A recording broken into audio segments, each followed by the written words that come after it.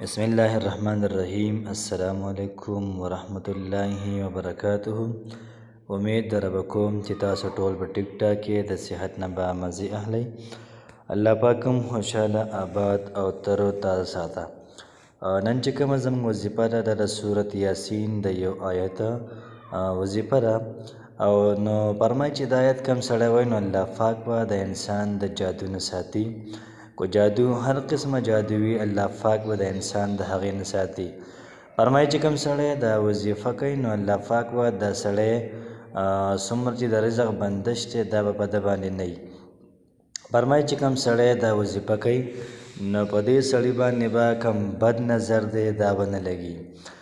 موږ تاسو که دنیا ته وګورو نو هر دویم سړي باندې د بد نظر اثر وي نو نه د هغې د وجې د هغه کاروبار ترقي کې نه د هغې د وجې د هغه په روزګار کې ترقي راځي او دغه رنګې هغه هر وخت دا پریشان نه وي او بدن یې نښته وي. دغه رنګې که کوم سړی دا وظیفه کوي نو الله پاک په دا سړی د پیریانو نه دا ساتي. پیری دغه رنګې او دغه رنګې جنات دا په د انسان باندې حمله ورکېږي نه د انسان به د هغوی نه بالکل دا محفوظ وي.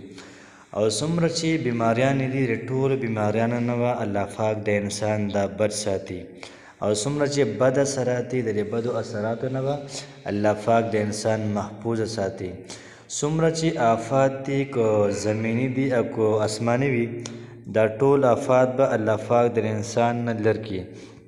نو کوم سړی چې سهار وختي او ماښام کې دا وظیفه کې سلام قولا من رب الرحیم نو کوم سړی د سهار لمونځو کې د هغې نه بعد 313 پیره سلام قولا من رب الرحیم دا وظیفه کې او دغه رنګه چې کله د ماښام لمونځو کې د هغې نه بعد سلام قولا من رب الرحیم د دې آیت دا وظیفه کوي انشاءالله العزیز الله پاک به د هر قسمه د بد اثراتو نه په امان ساتي.